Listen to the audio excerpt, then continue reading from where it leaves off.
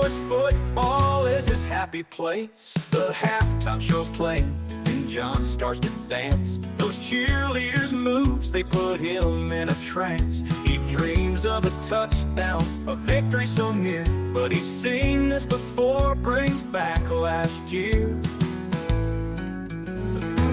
This is the One Star Cowboys podcast, and this is our weekly wrap-up show, giving you guys all the highlights from the end of the week, things that maybe we didn't get to in the previous pod, and a lot of that ends up being the latest with injuries, and certainly this team has had a lot. And the final injury report is out, and with that, we have found out that Micah Parsons and DaRon Bland both have been ruled out for Sunday night at San Francisco. Obviously, that's not a good thing for the Dallas Cowboys, but you could tell throughout practice this week, things were trending in that direction.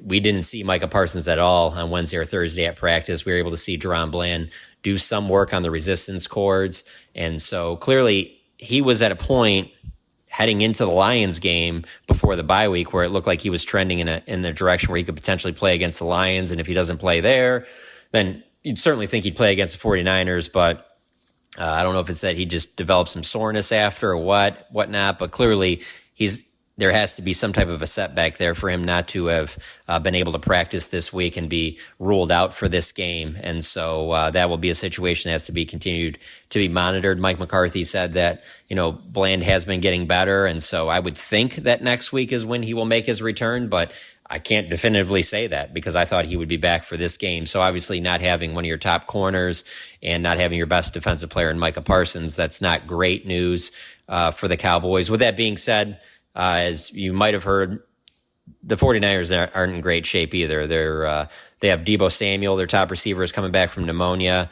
There's a chance he plays, but again, he missed their game this past weekend because of pneumonia, so that's never great. They've lost wide receiver Brandon Ayuk for the season. Star running back Christian McCaffrey has been ruled out for this game.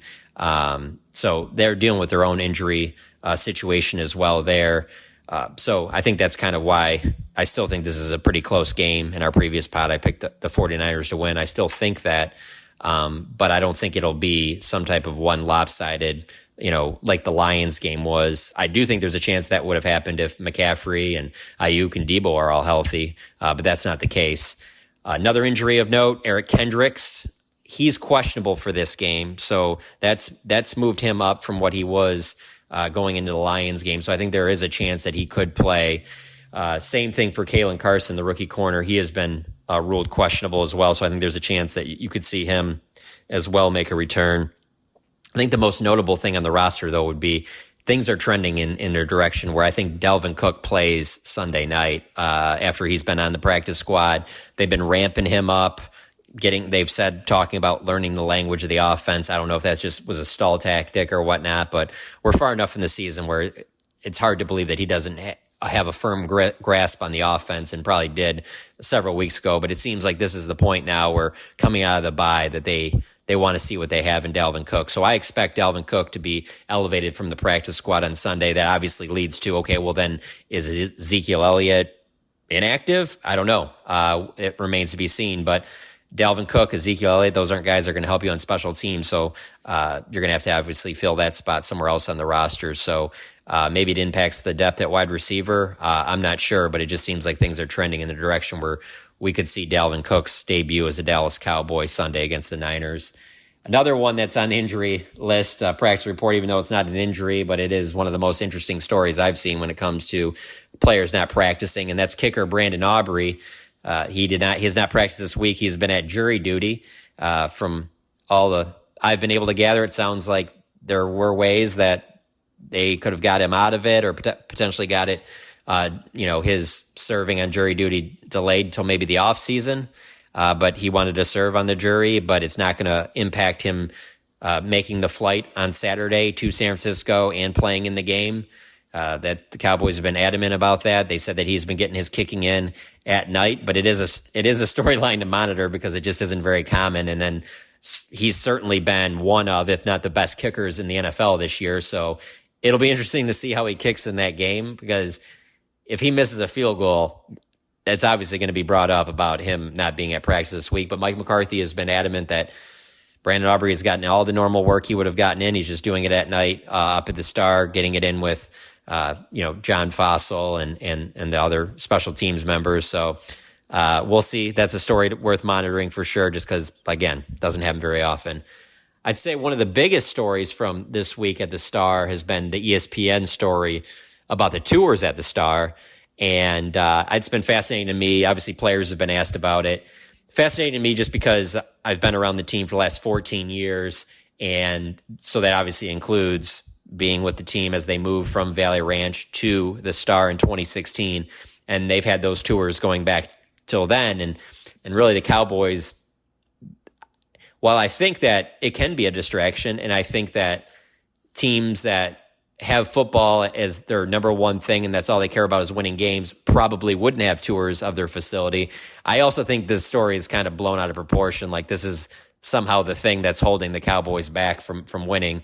It's tough to point to that when they've won 12 games each of the last 3 years, and just how difficult it is to win 12 games each of the last 3 years.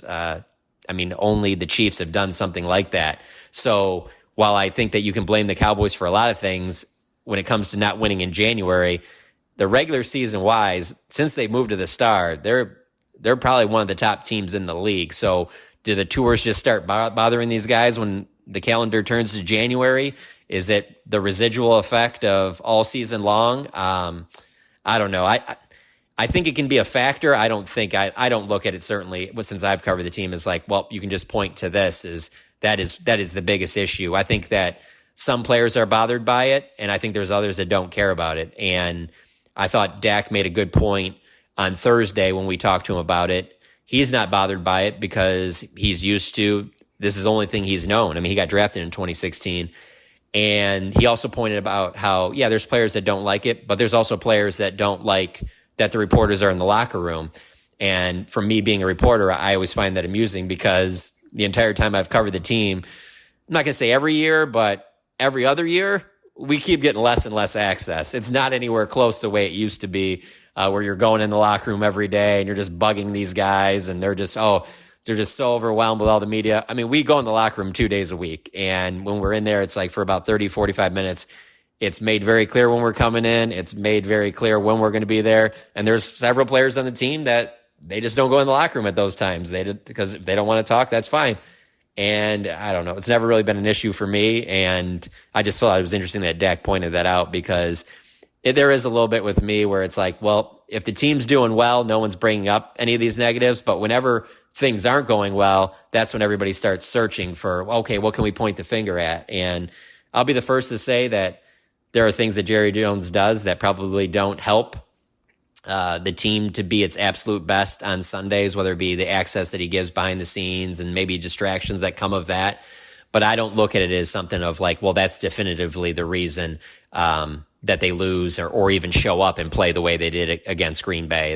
That the way they played against Green Bay stands out to me more than anything else since I've covered the team, because that game makes no sense. Not with how well they were playing at home, the fact of that they were a better team than that Green Bay Packers team was, and to not only just get beat, but then to look as bad as they did getting beat, just dominated in that playoff game, and the way that has carried over to their home games since, that to me is more stunning than any tours or anything else that the Cowboys have done. And so if it helps you sleep at night and you can tuck yourself in because you think that the tours are the reason that this is happening, hey, whatever it takes for you.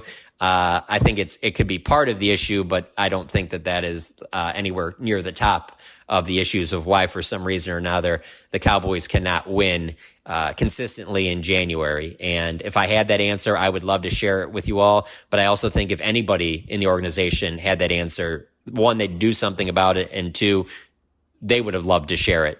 But we still sit here, we're going back to January, and there hasn't been one thing I've heard that makes me think, oh, well, that's why they played like that against the Packers. That's why that season came to such a disastrous end and what I think is the worst loss in Cowboys history. I've not been able to gain one thing from what's happened in that game that makes me think, okay, definitively, this is why they lost this game. Can't blame the refs. Can't blame, whatever the Dez catch. Can't blame Romo for dropping the ball on a snap. there's really not been anything that I've heard that you can blame for why they played so poorly in that game. And so if you think it's the Tours, then you can think it's the Tours, but I'm just here to tell you I don't think that that's what it is. So anyway, just wanted to wrap up the week with that. Hope you guys got something decent out of there, something that maybe you didn't know.